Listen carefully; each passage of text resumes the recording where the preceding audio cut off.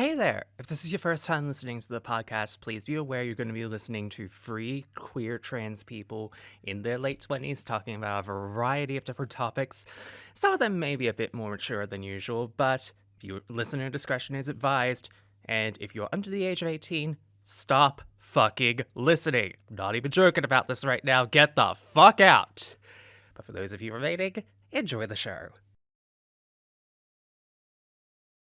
Did I ever tell the two of you that I got like an actual Organization 13 coat for my birthday? Yo, that's metal as shit. Excuse me, what? Yeah. Y'all know the Kyrie sort of sleeveless thing that I've had for years, right? Mm-hmm. Yeah, I believe so. The one that's modeled after Kyrie in Kingdom Hearts 3. Yes.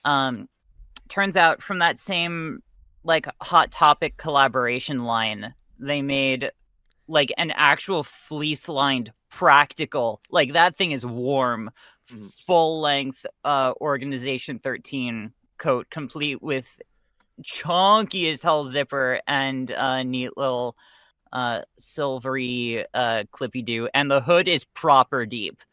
Hell yeah. Ooh. It's good shit. I should send pictures. I actually haven't worn it that much because I still need to figure out the right way to wash it, because there's so many. It leaves loose black short threads everywhere. Dang. On everything. But yeah, it looks sick as hell. Oh. It goes with my Keyblade finally. Wait, which Fuck Keyblade yeah. do you have? You've seen my Keyblade. It's the one that I have like right behind my Oh, that's the bitch. on my yes. I have a Kingdom Key that I got at the last BronyCon that I ever attended, which was also the last one that ever existed. The last BronyCon, the hit video by Jenny Nicholson. Yeah, I was. You there were too. at that last BronyCon. Yes. I was there. I performed on the Renegade stage at that. Oh convention. yeah, I've literally used footage. The video of that. recording for that is not available on the internet. Actually, that's a lie. I did do a search for myself. I did do a vanity search like a couple months ago, and I found one of the dedicated Brony archive channels did archive every single upload that I had, or at least every music related one. Oh, which is actually it's kind of nice. That's nobody really gets nice. to know nobody gets to know what that account, what that moniker was. Welcome to the Chaotically Queer podcast. Fuck yeah. Yeah, let's go, baby. So hi everyone. I'm Lizzy now. So the last episode Hi, we did was Lizzy. Hi, Lizzy. Yeah. Hello. This was a long time coming, and yeah. You want to talk about what was going on? Sure, why not? So I'm just gonna say right now, the name change I've wanted to do for a while because I didn't like Jazzy as a name for a bit, if I'm being honest. Plus, it was also a mess when submitting to rosters and stuff, because there's been more than one casting director who thought my name was a username, that my name was Oliver, and that Jazzy Oliver was a username. Oh, which what? is stupid, frankly. And it was becoming so annoying. Like, oh my god. I don't know. I didn't like it too much. It just wasn't suiting me. And, you know, I am obviously not the first trans gal to, like, stick with a name for a few years and then decide, fuck, this name sucks. Like, I've done it. Yeah. So, but yeah, obviously there was another thing that kind of got me to do that sooner rather than later. The push, you could say. Yeah, the push. So, assuming you don't keep up on Twitter drama at all, which if you don't, you're living a good life. Keep doing that. I make sure to stay off Twitter. Uh-huh. I nuked my account. I was recently fired from Inanimate Insanity after 3.5 years of voicing. After 3.5 years of being harassed endlessly by the fandom, after getting canceled for shit that was not worth getting upset about. After all this time with public death threats, stuff against me, Animation Epic finally decided to take action after 3.5 years of never doing anything for me in these situations and fired me. So they won Which action. debatably could just be considered like the bare minimum action. Yeah, they did the bare minimum and fired me. Like, and look, Oh I'm wow, not this is gonna a problem. Let's make it not our problem. I'm not going to pretend I'm blameless in this situation. I will admit up front, I did defend someone who I thought was innocent of wrongdoing. At the moment, I don't know where I stand with them, just because there's nothing ever clear, because Twitter drama, from my experience, always seems to be getting angry about something as opposed to explaining what the something is. So, Correct. Vagueness. right, there was a lot of vagueness, even on the part of Animation Epic, because like they had never really explained to us the full deets of what happened with this particular individual. So when like the one story I was aware of, the one accuser came up and said, "Hey, I lied," I'm like, "Oh, okay, I'm fine. I can't speak on Animation Epic, but I'm fine being friends with this person again." Like, and Got then it. 2 days later, more info came out, and it's like, "Oh, okay," and everyone is mad at me because I don't have. Here's a fun fact about me. I can't see into the future. You're not I can't like see you're Judith not in like the Everyone was future. mad at you because you didn't have every single piece of info. everyone was mad Right. because you weren't those aliens from Dragon Ball, and you weren't just like, I can see the future. Right. And like, It's a I'm deep just gonna cut. level with y'all for a second. I had been wanting to leave for a while, if I'm being 100% honest. I had a lot of. I'm not gonna turn this into a whole You're not gonna turn this into document about. You're not gonna turn I'm not this gonna. into change the channel, but for inanimate insanity. No, I can't speak for anyone else who worked with them. I can only speak for myself, obviously. But the pay was the pay was awful, even for, and a lot of people say, "Oh, but it's indie project," and I'm like, I'm saying it's awful even by indie project standards. The fucking Digital Circus cast was making way more than I ever did, so Also, I think it is a good thing for a lot of people who don't understand how this industry works. As with as with a surprising number of areas, how trans people are, how open, proud trans people are treated is often a canary in the coal mine for yeah, everyone else. Yeah. absolutely. Also, I think it needs to be said that, like, it's funny that, like, we're a voice actor podcast, and yet in the amount of time that it took for, like, in the 3.5 years that you were on Inanimate Insanity for, we haven't really talked all that much about the politics surrounding voice acting, like, as a culture and as a workplace, except for, like, the SAG-AFTRA strikes. Like, we haven't really talked about it Right. all that much, but I think it really does need to be said. Indie voice acting is not the end-all be-all because, like, one, situations like this, but number two, it's very much a variable rate on, like, what the hell you're gonna get out of it at the end of the day. Right. And the thing that was bothering me is, like, they had the money to do like all these events, like do this nationwide screening of 3 episodes at AMC's across the country. I But remember this. you couldn't pay us more than like what we were making. That was always my sticking point, honestly, is that, I'm getting shit pay for this, and I'm having to make more money on my own means through stuff like Streamily, live streams, and so forth. And Yeah. y'all are spending money on goddamn AMC events? Like, is that. Which And is unfortunately not exclusive I to this one right. project. Right. And I'm not. Let me specify. I'm not against indie projects getting to do these theatrical events. Like, obviously, recently Digital Circus is getting to do that with a finale, and I'm very happy for them. That's amazing. Same. But Glitch is somewhat of an outlier, and I don't know if I've talked about this. I have thoughts about Glitch, not bad ones, but like right. carry on. But yeah, no, and it's like, but obviously, I think events like that should be secondary to paying your staff a good rate. Like, 100%. because at the end, those events are cool, but if it's coming at the cost of paying the people who work for you, I don't think that's ideal, and I don't think that should be the focus. And it always felt like the focus to me. Like we're doing these big events, but you're not paying the staff. Like, and that even goes for like stuff like convention appearances. Like I did a few appearances at like the object show events and never got paid a cent for it. I couldn't even get a chair. I can't even get a goddamn chair at those things. Far Ah!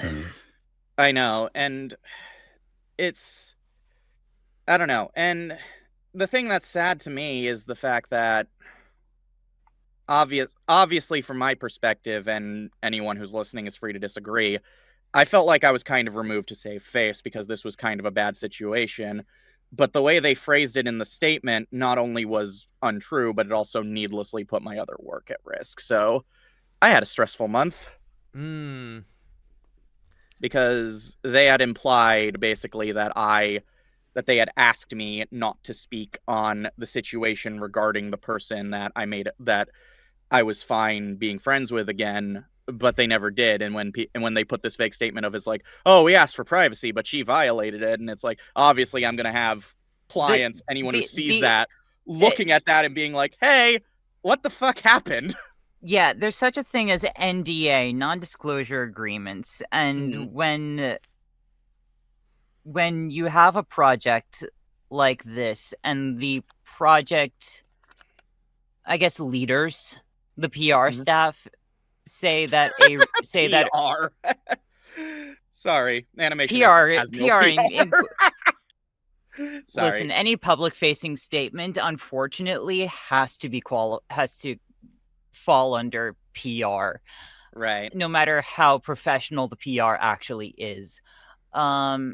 Any statement that boils down to we split off with so and so due to, I guess, like, the buzzwords here, the keywords here are like privacy concerns, Mhm.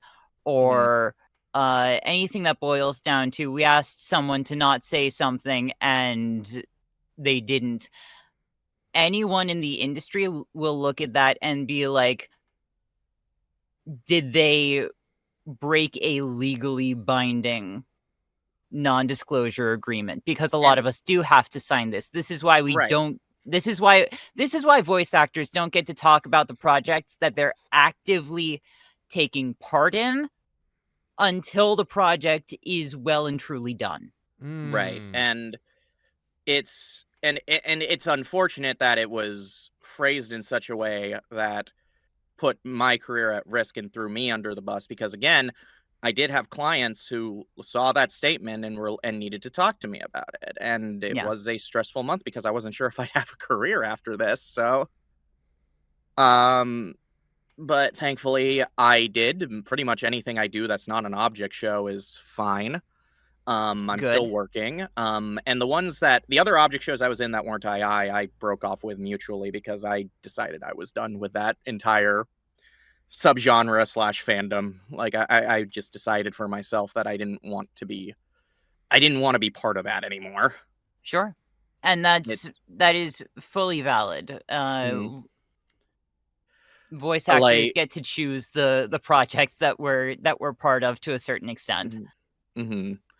Um, I do find it upsetting that not only did they make the statement that I would call slanderous, quite frankly, on like publicly, but they also put it on Twitter, which thank you for throwing one of your trans voice actresses to Twitter wolves.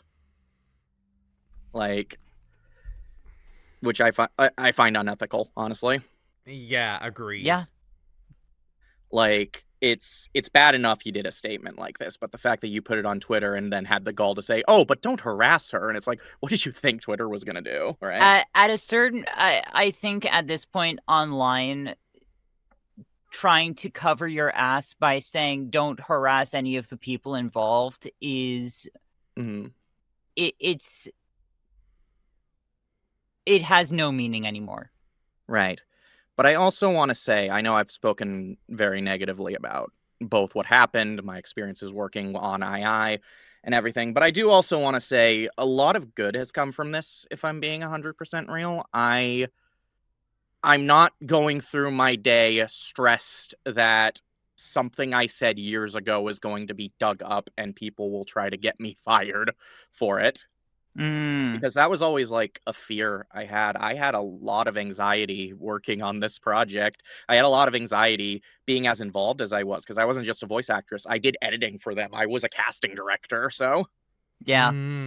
I'm happy that I'm not on a project where the staff spreads rumors about me because unfortunately that also happened. So That is horrifying. yeah, like That's really fucked up, actually. to Yeah. kind of give a short version, when I did casting for season 4, I knew a lot of the people we cast because I'm very active in the VO community, obviously.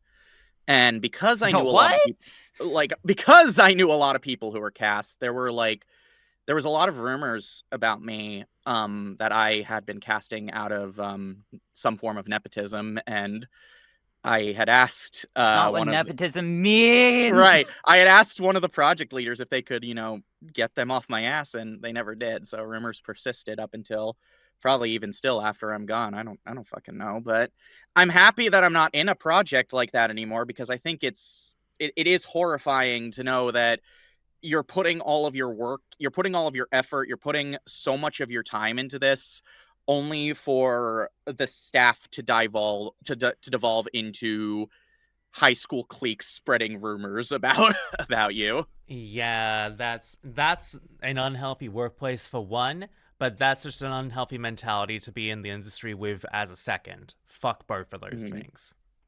Right. And I'm just and like do I regret some people have asked, I guess, out of curiosity, and I haven't answered just because I didn't want to talk about it at the time these were asked, but I had been asked occasionally, like, if I regretted working on it, and no, I don't. I don't regret the work I did. It's hard for me to feel any regret because of the effort I put into it.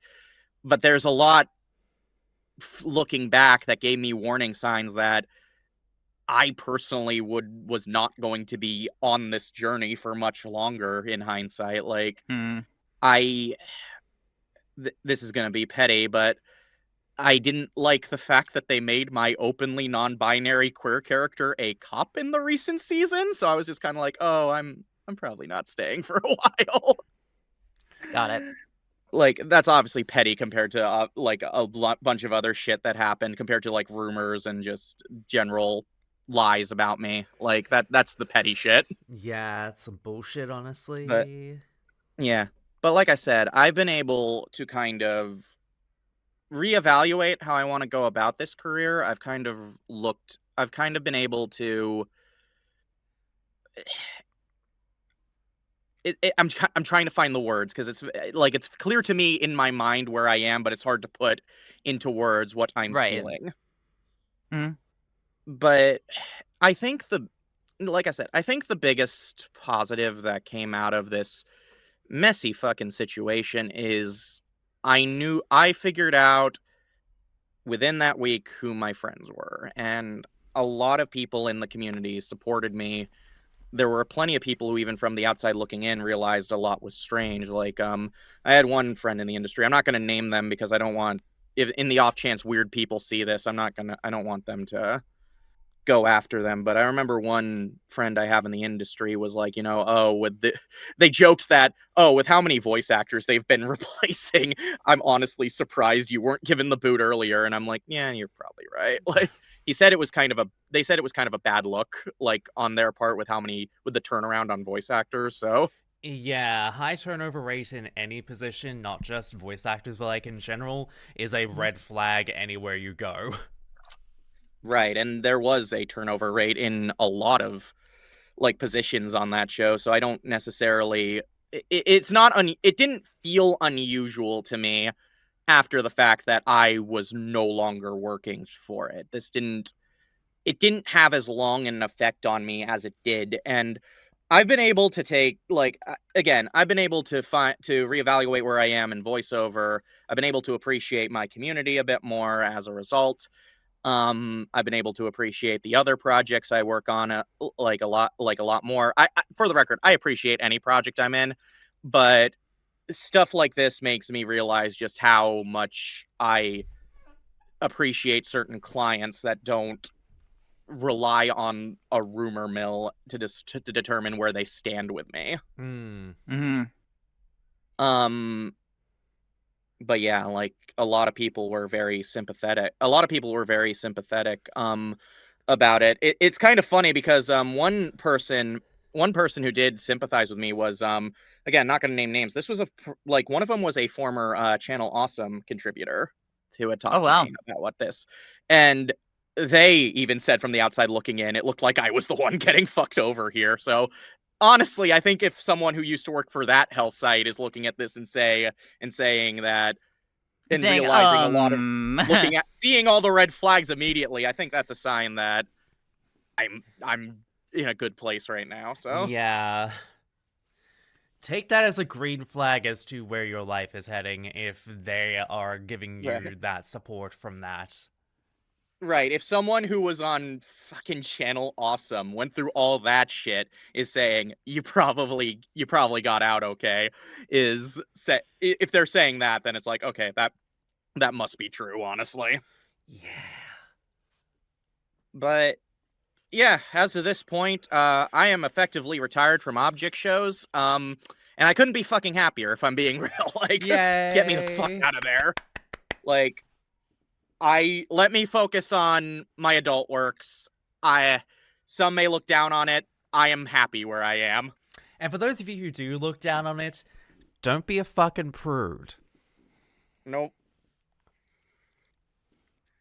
Anyway, thank you for letting me take a moment to go through all that. Of course. Yeah, this no is worries. Welcome everyone to the Chaotically Queer podcast, the podcast where 3 queer voice actors talk about the things that interest us, and sometimes we're awake for more or less of the day.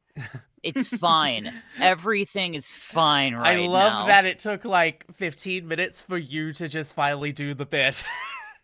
Oh, trust me, I've been waiting. You were waiting until the serious talk was over. Oh yeah, yeah. And I guess I'm a comedian. I still have a sense of propriety. Yeah, I will definitely say just one final bit for the serious talk. Like, I joke about the fact a lot that, like, oh yeah, this is my podcast and everything like that, but it's just as much you two's podcast as well, because, like, I literally wouldn't be here doing it if it weren't for you two, and, like, if y'all want to fucking talk about that sort of stuff, go right ahead, because, like,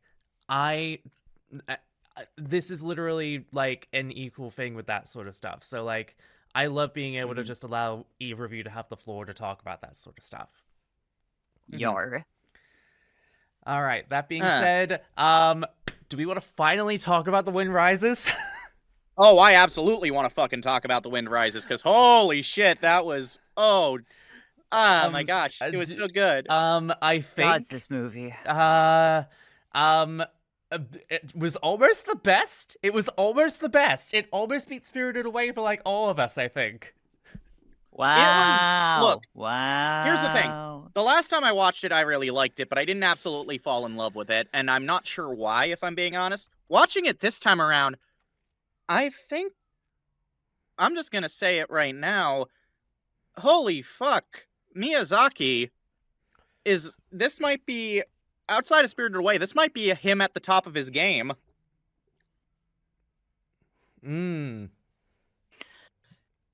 Yeah.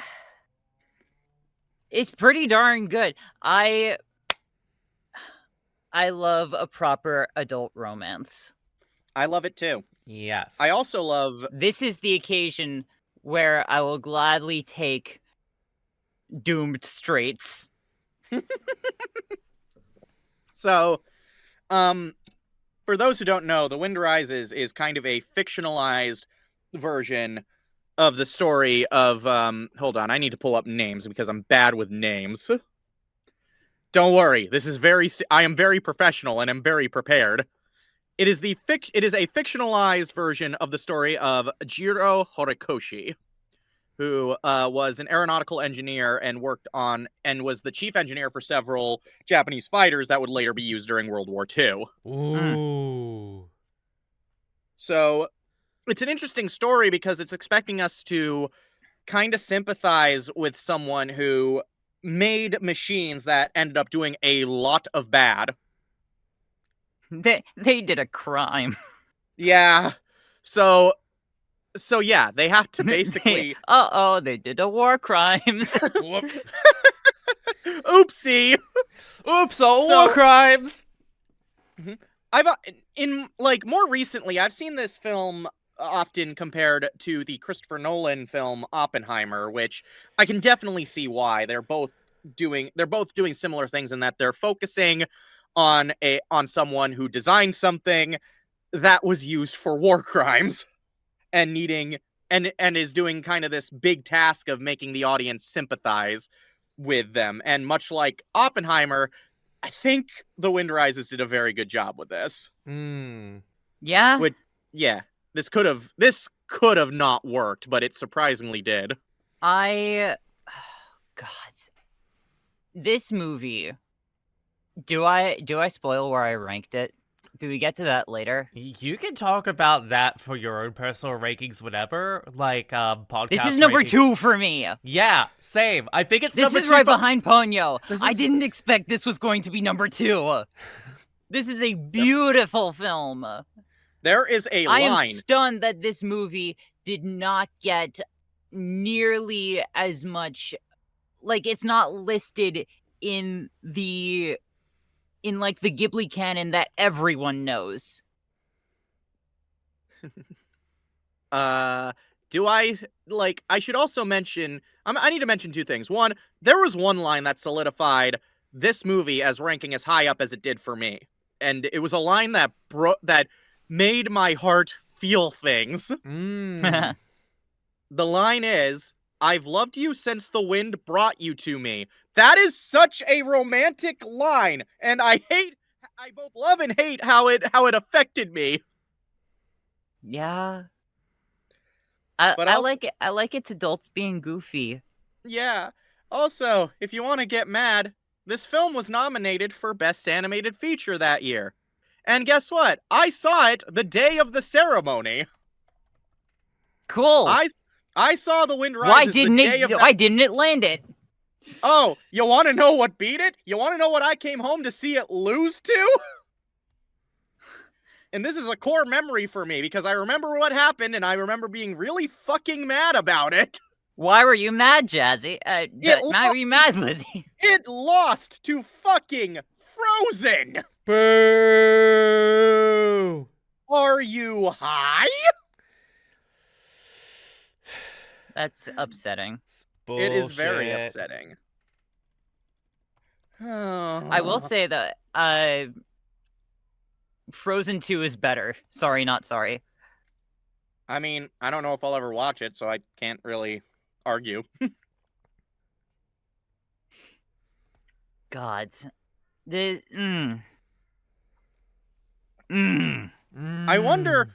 I sure hope this isn't the I sure hope this is the only Ghibli film where I will get mad at what it lost against for Best Animated Feature. There can't be another one, right? Gee. Foreshadowing is a literary device. Gee, I wonder if it's the one that is the best one that you really like or something, Lizzy. It's a mystery. I'm very I know subtle. writers I who am. use subtext and they're all cowards. I am a very subtle person. Subtlety? What the fuck is that on this podcast? Subtlety? I don't even know he. But I tried. yeah. I recall only having watched fucking hell. I recall only having watched Wind Rises one time. The downside of this being an audio-only podcast is you can't see me slowly deflating. Oh my god. But yeah, I recall only watching Wind Rises one time in my life. And that one time was like around about the time it actually came out in like 2013, 2014, I'd want to say. And like I was just graduating from high school. I was a lot better about like how I was consuming media, for lack of a better term. But I very much did not think of it as anything all that good. I thought I honestly, honest to God, I complained, oh, this is so slow. This is so, like, not dramatic or anything like that. What's even How is going on? this a slow film? Okay, it's a relaxed film. I wouldn't say it's a slow film. Yeah, again, you have to take into account the fact that this is like 17-year-old Chloe you're talking about here. Okay, fair. Yeah, again, this is like There's still a lot of growing to do. Yeah, this is what I'm saying when I say that. Like, so flash forward like 12 years, watching this post HRT and post being able to actually have like proper attention span again. I watched this and I'm just like in the last like 30 minutes, I'm fucking sobbing because it's the most beautiful fucking film. And I am so mad. I am so mad that this is not the final film that Hayao Miyazaki made under the Ghibli banner. Because this would have been such a banger to go out on. Like, not saying that the one that is at the moment his last film is not good. We're going to touch upon that when we eventually get to Boy and the Heron later on this year. But, goddamn, god fucking damn, if this was his retirement film, peak, absolute peak, it would be #1 on the list right now. That is the only thing holding it back, is that this is not Hayao Miyazaki's retirement film. Here's the thing. Jumping ahead a bit, I adore The Boy and the Heron. I think it's a wonderful film. I think it was a great film for Hayao Miyazaki to come back and make. I can understand why it was the film he came out of retirement to make, because it is totally pure Miyazaki in every sense of the word, and that's why I adore it. That said, if Boy and the Heron never happened and this was his last film, I would have been perfectly fine with that, honestly. Like, because it very much feels like the film that he was building his entire career up to. Like, it has everything that he loves. Like, it has Japanese history. It has, like, themes of anti-war. It has airplanes, because, God, the man loves his airplanes. It has art being... It has the plight of the artist being choosing art versus propaganda. Yeah. And also, to everyone who's ever made a comment that the main characters in this film are like fascists or something like that, they literally have the Pinkertons fucking called upon them in this film. Yep. Oh, man. And for those of you who don't know what a Pinkerton is and only know that from the Weezer album, I suggest you read up on history. Also, they have the Nazis called on them. Yeah. Yep. Also, a fun little thing with all the flying going on, and the fact that both Joseph Gordon-Levitt and Martin Short are in the dub voice cast. This was an unintentional Treasure Planet reunion. So, oh shit, you're right. Right? Fuck, you're right. Ah. Who was Joseph Gordon-Levitt? In which one? The Wind Rises or yeah, Planet? In Wind Rises. He was the main character. Really? Yeah, that was him. I didn't place his voice at all. I know, he's very good in this movie. Yeah. Like, this might be one of the best dubs as well, honestly. I can't think of a single performance that I'd call weak. Like, also, like, for Star Kid fans in the audience... Werner Herzog. For Star Kid fans in the audience, so apparently good. Darren Criss was in this film?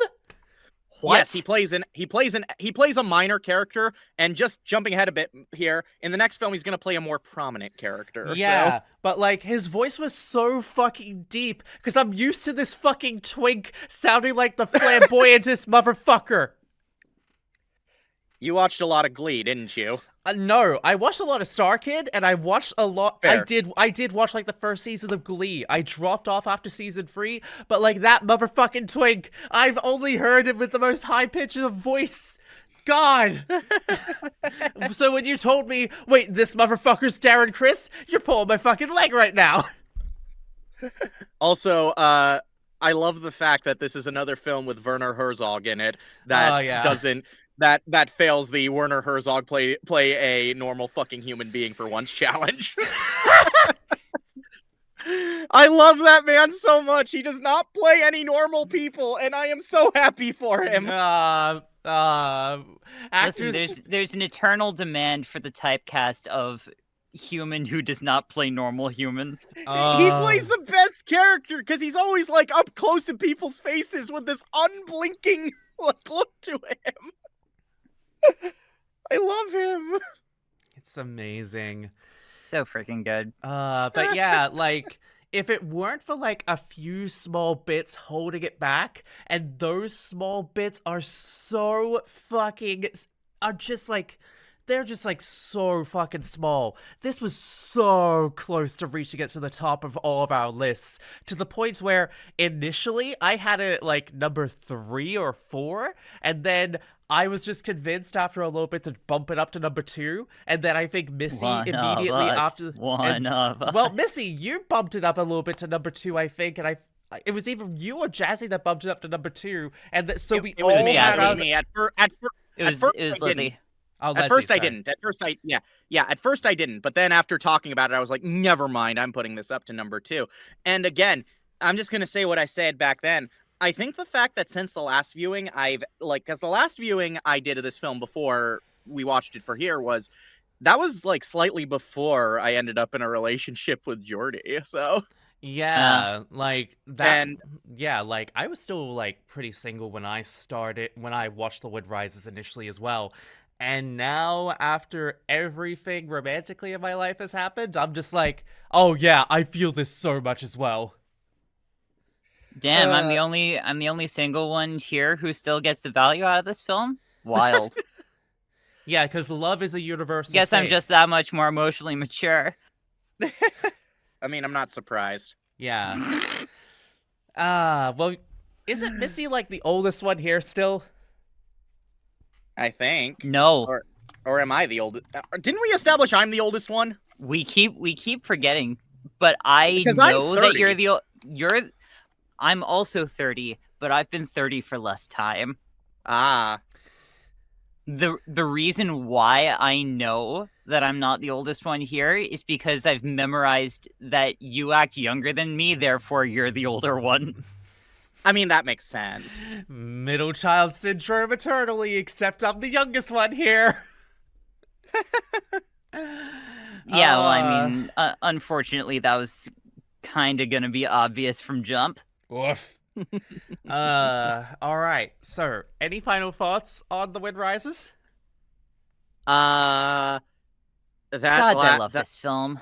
God, that ending still sticks with me. There's two kinds of Ghibli films for me.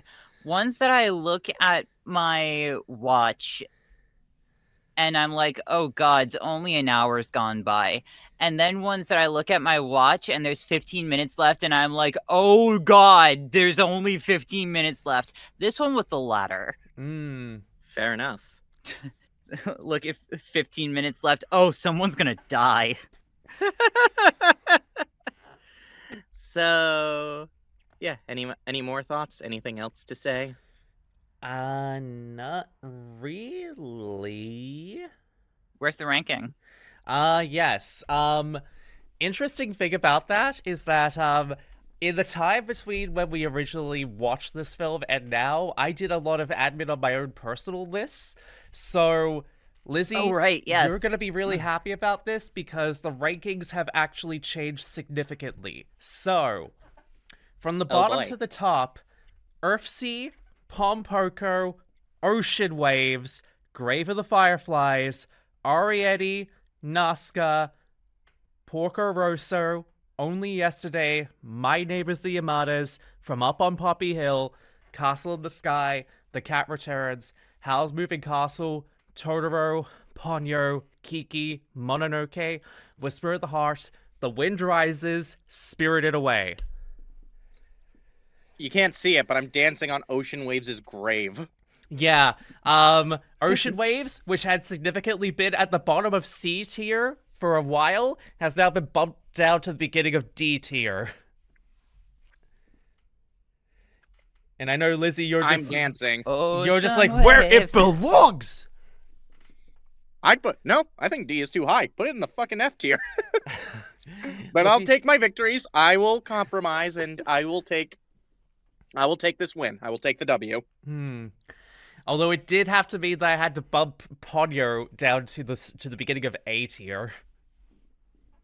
You know what? Some sacrifices had to be made.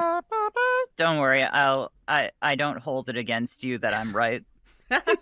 Listen, we all have our So- very controversial opinions, and we're probably going to be holding each other at knife point by the end of this whole thing. I can't wait for when we. I can't wait for when we rank all of these things, because aren't we doing a video? Yes, I think I've talked about this like a few podcasts ago, where I was like, "Hey, yeah, we're gonna be doing a ranking of all of these by the time we finish this Ghibli rank. By the time we finish like watching all of these, we're gonna be doing a Ghibli ranking like we did with the KH ranking video." Oh boy! Fuck, Oh I'm boy! I can scared. be a human in that one. Yeah. Oh yeah, I I'm retired. terrified. I retired the VTuber. If it wasn't obvious. Yeah. It's just like rest in peace. It served me well. But anyway, this is the point where I talk about new movies I've seen since the last podcast. But even though it's been a bit, would you believe I've only seen 2 movies from 2026 since the last podcast? Oh yeah, Yes. and also we watched a film that together that wasn't a Ghibli film. Oh yeah, we did. What do we want to do first? Do we want to talk about the 2026 films or talk about the film we watched as kind of a break? Go off about the stuff that you've been watching. Okay, it's only 2, and I'll be quick. So, the day before I got fired, and the day when shit started going down while I was watching this movie, so great timing on this one. I saw Ready or Not 2, Here I Come. So I really liked the first Ready or Not. It's so funny. I love it. It's probably one of my favorite horror comedies ever. It's bloody, but it's also hilarious. The dark humor is probably the best I could see from any movie like this. I love the performances. I love the ending, which if you haven't seen the movie, I'm not going to spoil Ready or Not's ending. Let's just say it's so good. It's Samara Weaving and Yes. Elijah Wood, right? Yeah. Elijah Wood was in the sequel, so Oh, okay. yeah. So Ready or Not 2 is a sequel that takes place immediately after the first one. So like it literally the last scene of the first movie is the first scene in this one, which I thought was so fun. And while I wouldn't say it's as good as the first one, it is a very worthy sequel. It's much more bloody, scale's bigger. Elijah Wood is being a hammy little gremlin, and I love his performance so much. Yes. Like, if you ever wanted to see Elijah Wood just having the time of his life, go watch this movie. You will have fun watching every scene he's in. But like other new additions to the cast, like Catherine Newton and Sarah Michelle Gellar, were all very good. The only thing I didn't really like is I felt it overcomplicated the lore of the first one a bit. Like, the first one had very simple lore where it only tells you what's necessary for the premise to work. This one tries to justify the lore a little bit by adding more to it, and I think it just made it more confusing. Yeah. But it's kind of small potatoes compared to the rest, but it is a noticeable issue. That said, I did enjoy it. I don't know if I'd be open to a third one, since I think this one actually wraps things up pretty okay, and I can't see where it could go from here. But if they do make a third one, I am absolutely seeing it. Hell yeah. The other film I saw from 2026 was Project Hail Mary. Ooh, that one I've heard a lot of really good things about. I will tell you that they are all correct. This was a very, very damn good movie. Fuck yeah. Let's go. It's a great it balances drama and comedy so well, like, because this movie does have just as many big emotional moments as they are funny moments, and they never offset each other. They found a perfect balance here. And similar to this was directed by Phil Lord and Christopher Miller, and I definitely could have gotten that vibe even if I didn't read Phil who Lord? directed it. Yes. Okay. Like, because they tend to take movies ideas that should not work and make them work. The Lego movie was like that should not have worked as well as it did, let's be real, but they did. But yeah, no, this was very good. Ryan Gosling, I have become an unapologetic Ryan Gosling fan since Barbie. Like, I never hated his performances before. I quite liked him, but he never stood out to me. Barbie was the film that made me a dedicated Ryan Gosling fan, and this movie continues to work off of his talents. Hell yeah. The visuals are amazing. There's a sequence in this movie that made me so sad we didn't see it in IMAX because it was like this cool visual treat.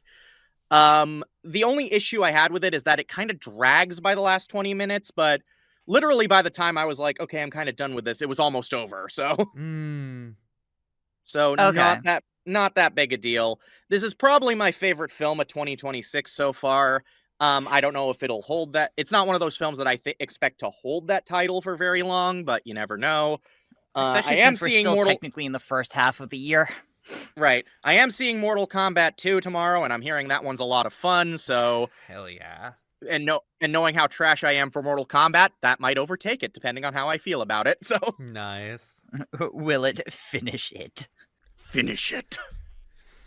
But yeah, those are the two 26 films. Do we want to talk about what we watched when I was feeling down? I didn't want to do another podcast for a bit, and we just decided to hang out. Yeah. Yeah. So we we watched- watched. Yeah, you want to go, Missy? Speaking of brony stuff, we watched the first My Little Pony Equestria Girls movie, which I had never seen. Had you This never seen is- it as well, Lizzy? I saw it long ago, so rather unfortunately, the last time I saw it, I was in a not good relationship, so didn't. So I think this could count as my first viewing in some ways. So because I'm actually happy here. Meanwhile, this is like my 5th time watching the Equestria Girls films because like I'm trash and also like I'm the only girl on the entire podcast that has watched the entirety of MLPFIM front to back. Yay! But yes, My Little Pony Equestria Girls. This is very much a vibe movie, and I kind of dig it. Yes. It's really good.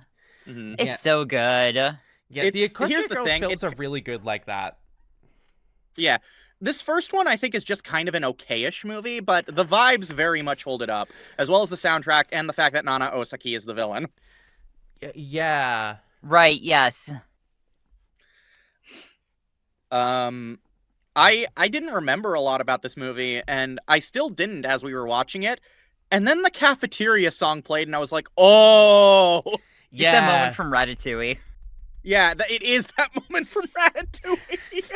Just those first beats, the doom, tsh, doom, doom, tsh, doom. Just flashback. Yeah, you're just thrown right back into the pit.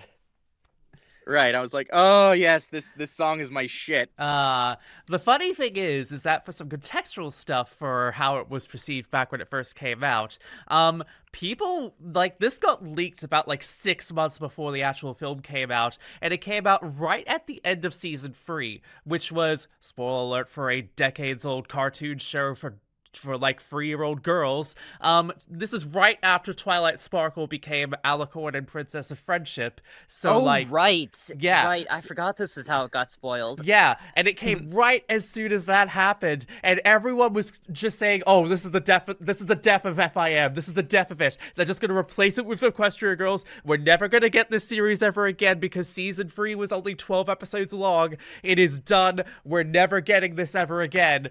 And then it actually turns out to be pretty alright as like a good little mid-cool between season 3 and season 4 and exists in its own continuity, kind of. Yeah, no shit. Mm-hmm.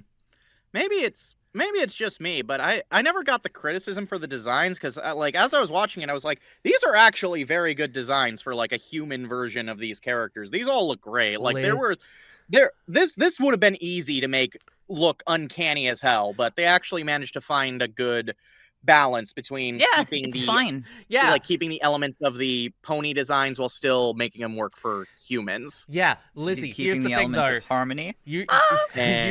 you have to take into consideration most of the fandom by this point was like mostly came from like 4chan during this period of time. So like a lot of the people that were criticizing this came from that mentality. So they just saw this and were like, "Oh my god, they're turning it into Monster High! Fuck!" Yeah, You don't want to unfortunately. be Monster High? Look, it was like 20-somethings. It was like 20-something males in like fucking the mid-2010s. They hated this idea that they were just like, they're gentrifying this fucking show! What the fuck? Jesus Christ. Yeah, like, Listen, the early Brony stage- fandom was not normal. The Brony No, fandom. I'm aware. For as revolutionary as the Brony fandom was, it was fucked back in the day. It was, to be blunt, that fandom was cancer. It It kind of was. as quote unquote progressive as it was still very much a victim of the era of like gay jokes. I do kind of want to make a comment, however, just like aside, just while we're talking about FIM, I kind of feel like it's a super double standard that K-pop Demon Hunters has like a little character in it named Derpy, when like a decade ago, people were calling for Hasbro's head for canonizing Derpy Hooves as the name for like the muffin like background party in FIM in season 2 because they thought it was like a disabled slur back in the day. Jeez. Good lord, you're bringing back so many memories that I Yeah, thought I remember were this. not- Like at first I was like, really, that happened? I was like, oh yeah, it did happen. I remember Yeah, it that. absolutely happened. Listen, I was in the trenches. Fuck. When I say I was in the trenches of the Brody fandom back in the day, I was in the fucking trenches. I saw this shit happen in real time. I was there when the Derpy Hooves last Roundup episode debuted, and I was there like 4 days later when they had to replace it on iTunes. Bloody hell. It's embedded into me. These are core memories for me, and I realize how sad that is now that I've said that. We love you anyway. Yeah. But yeah, that's my little tangent real quick, just to show like how deep FIM is to my core. And yeah, but like fucking Equestria girls, like yeah, it's certainly a deviation, but it's great. It's actually really great, and like it kind of makes me surprised that they made like 4 more and like a bunch of little mini shorts after this. But then you realize the next one that came after this was Rainbow Rocks, and then you're like, oh yeah, I can see why they made a mini franchise out of this, and we should definitely watch Rainbow Rocks eventually. I'd say we should watch that before the next podcast. So Double feature. Stay tuned, audience. I really, really want to watch Rainbow Rocks. Double feature at fucking Rainbow Rocks and Tale of Princess Kaguya before the next podcast. Yes. Totally. Yes. But I was gonna Be say with all the prepared memories, for like the next podcast being 2 months from now. Oh fuck. but I was about to say with all the memories of all the Brony stuff, it kind of reminds me of a very clear memory I have at the time the popularity of MLP was at its height. Yeah. So I was in high school at the time, and I don't know if I've ever said this to y'all or on the podcast, but I went to Catholic school. Pity me. You have mentioned this in the past, I think. Yes, and they were very strict on like gender roles and all that stuff. The staff didn't know what the fuck to do when suddenly you had teenage boys with little like pony figures coming to school. It was kind of awesome. I'm not gonna lie, it was kind of cool. It's incredible. Like, because they were like, you know, they enforce these gender roles of like what men do and what women do, and now suddenly the boys are coming in with little pastel colored equine. Good. It's great. I loved it. It's like the one time in my life I was grateful to be in a Catholic school. So good. God, yeah. I mean, yeah. Yeah. Yeah. Yee. But like, I feel like it needs to be said that like Rainbow Rocks, for lack of a better, no, we're talking about OG Equestria Girls here. Jumping the gun a little bit here. Yeah, you're jumping. Oh fuck! That whole rant We'll about get like there. that little We'll rant get I did there. like 5 minutes ago Don't kind of fried worry my brain a about little bit. But like, Equestria Girls basically was just like Mean Girls. I think I made like an allegory, but it was something like Mean Girls and like I would want to say Mean Girls and High School Musical if you blended it together and then just put like the MLP filter in alongside it for color. Yeah. I never watched Mean Girls, so I wouldn't know. Did you ever watch High School Musical, Lizzy? High School Musical. I didn't. No. I watched it. I watched it a while. Like I think my sister watched it, and I kind of just half watched it. I want to say. Okay, so we have one member of the podcast that. Wait, Missy, have you seen High School Musical? No. Damn, I thought you would have, given the fact you were the Disney girl. I worked at Disney. I did not grow up. I did not have. Well, I didn't have the like the Disney Channel growing up. Very fair. Like that wasn't a thing that was available to me. Very fair. Oh shit, this is something that I've only made the allegory for that only I get. Shit. How does it feel, Chloe? How does it feel? It feels like this I remember last episode. How does it feel? It feels like this constantly happens for me. Look, last episode feels like forever ago to me. This is ages ago, even though it was only a few months Yeah. ago. You know what doesn't mean anything. I noticed about the first Equestria Girls movie? That was very refreshing, frankly, and maybe I should just maybe I've forgotten to expect this from like a movie aimed at children, but just how quickly problems got resolved. Yeah. Like the problems got resolved by communication.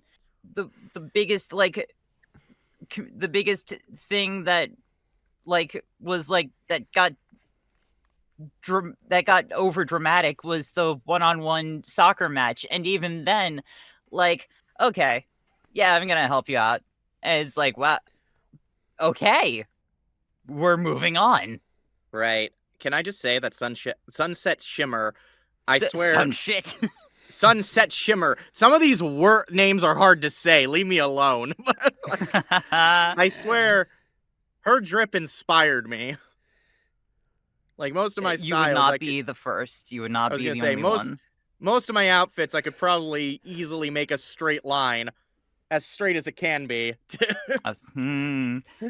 Back to this character. Yeah? Yeah, like, as soon as I saw Sunset Shimmer, I was just like, yeah, she's Lizzy coded for sure. Oh, absolutely. I guess it's just like, how are you gonna feel when we get to the villains of the next film? I'll tell you right now, one of their songs I have on my playlist always. It's one of my favorites, and I always get it stuck in my head. You'll know when it's the one I sing along to loudly. Ayo. Oh. Equestria Girls, K-pop Demon Hunters. I was gonna say, Rainbow Rocks is basically K-pop Demon Hunters before K-pop Demon Hunters was a thing. You're not wrong. You're really not wrong. They really Hasbro should really ask for royalties on that front. Hasbro should not. I know. Every decade has its all girl group singing piece of fiction where an all-girl group sings and also goes on adventures and does all this cool stuff, and the songs are bops. This decade, it's K-pop Demon Hunters. Last decade, it was Rainbow Rocks. The decade before, it was Final Fantasy X-2. fuck yeah. I mean, Yeah. See? I mean, I was gonna say Bratz Rock Angels, but go off, Queen. I was gonna say no. It was Final Fantasy X too. I never saw Rock Angels. I couldn't tell you. Very fair. That's a very me thing, honestly. I Oh, still no, remember What Can I Do For You? What can I do for you? I was gonna say I have real emotion stuck in my head again.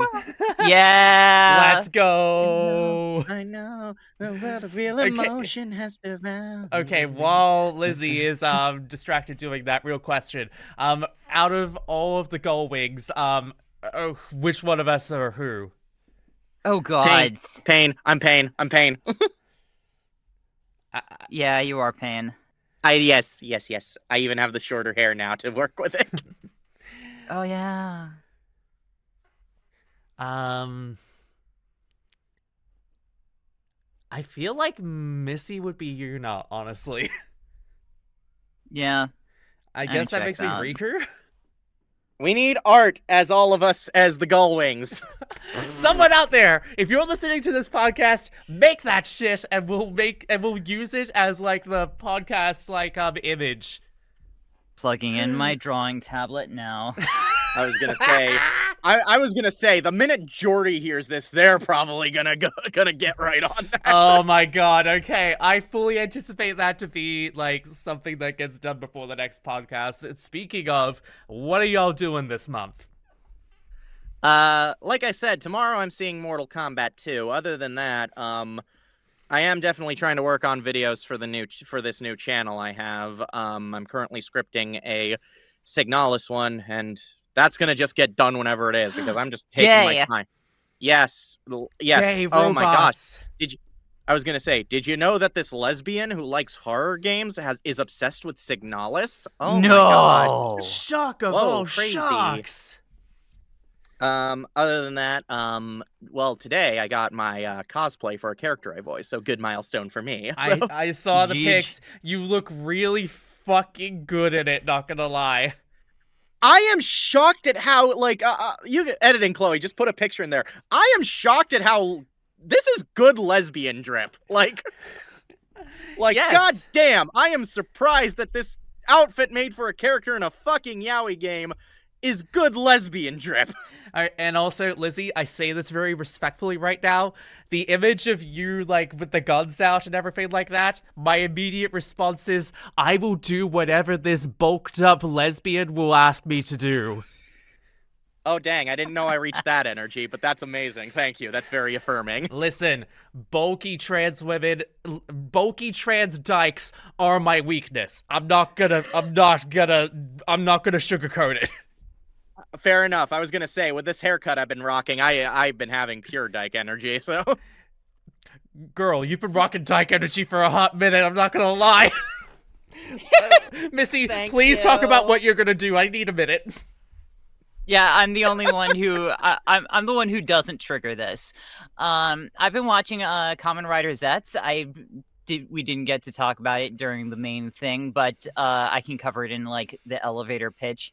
As of right now, episode 33 is the most recent one. Jazzy, almost unrelated question. Did you ever watch Doctor Who? No. Okay. Chloe, I know you've watched Doctor Who. Yes.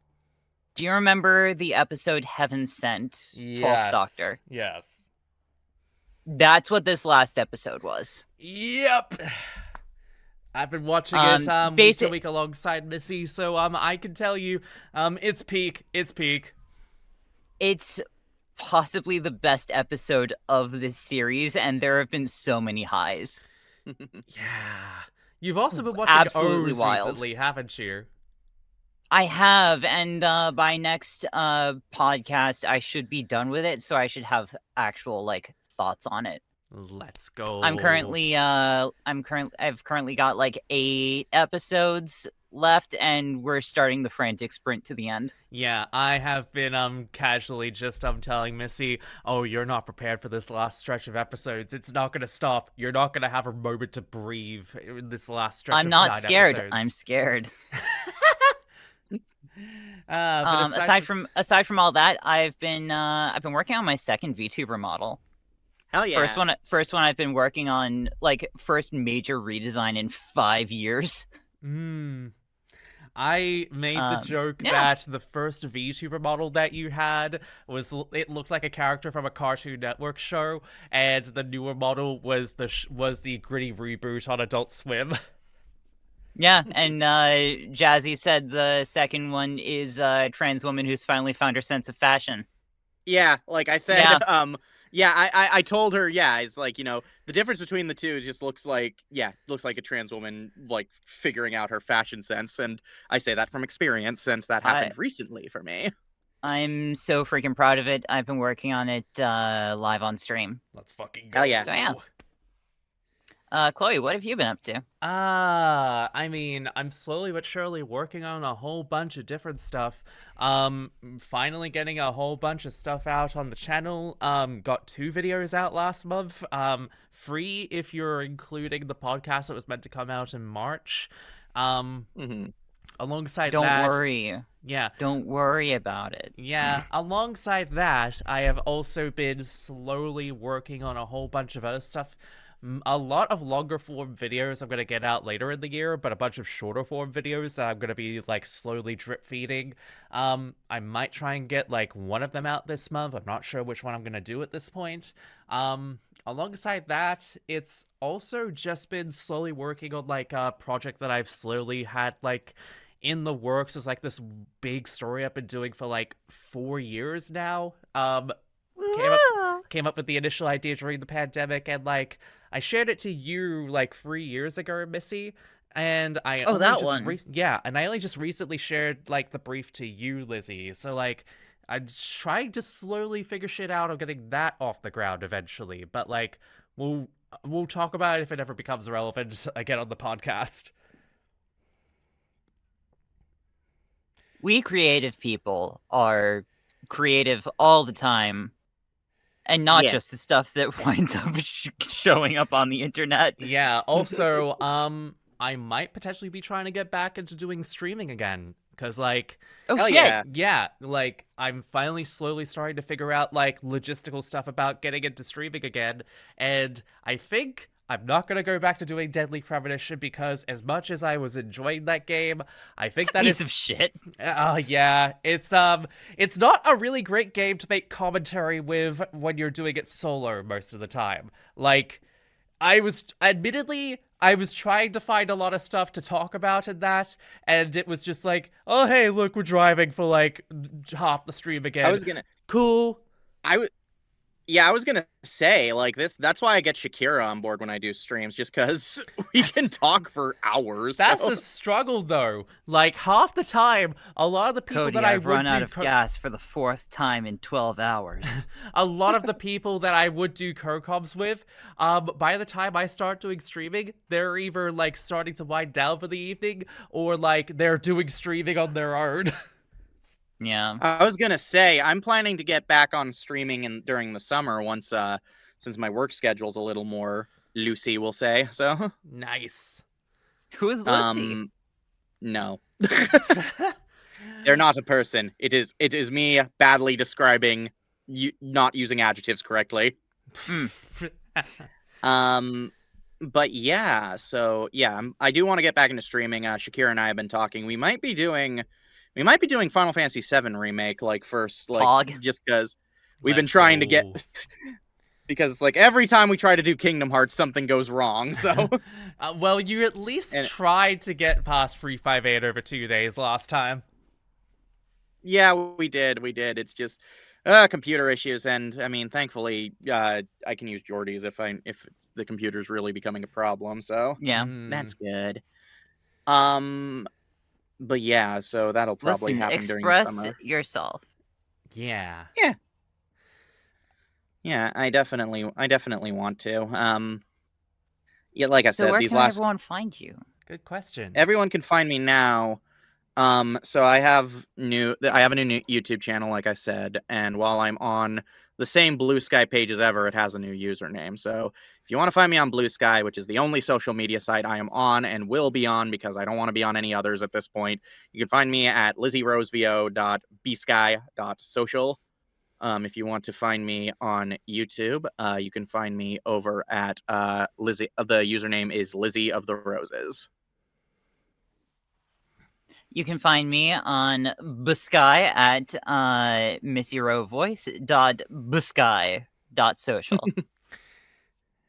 And if they want to see your streams, Missy?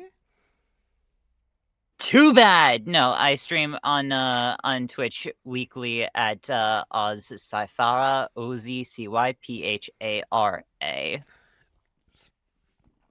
And Chloe, where can everyone find you? well, if you want to watch more of my videos, you're on the right page for that. You just go down into the little videos tab, tap on my name, and boom, you're right there. But if you're watching this anywhere else, it's Chloe Sunflora on YouTube, and on the socials, it is chloesunflora.bisky.social for my handles. Hey, Chloe. Yeah. Hey, Chloe. I'm gonna do it. Oh no, you're gonna do it. I'm dear. gonna do do it. it. I'm gonna do You're it. These gonna- have been my co-hosts, Chloe and Lizzy. I have been Missy. Thank you all so much for listening. We'll catch you next time. Oh shit. Bye! Oh shit, we weren't recording. What? We weren't recording. You're No, shitting me. we were. Yeah, we were. These have been my you, we co-hosts, were. Missy and Lizzy. Fuck you! Thank Fuck you for you! listening to the Fuck podcast. you! We'll catch you next month. Bye! Bye. Fuck you!